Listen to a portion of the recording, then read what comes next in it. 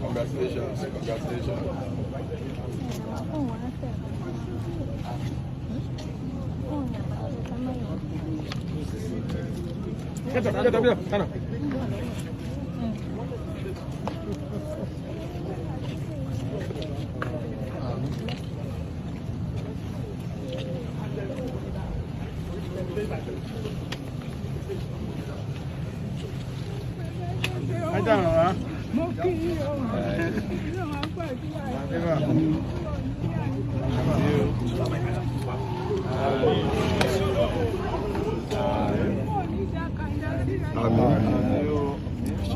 Dami, enjoy you.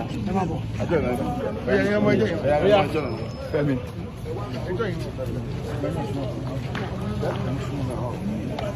Yeah, you want to see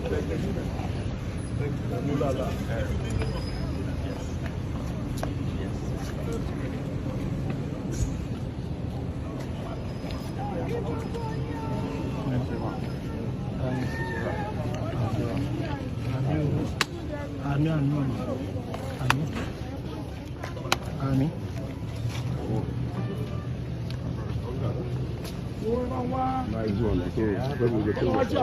Yeah, mo wà nílé K1 lọ àti bàbá rẹ̀. Cheers.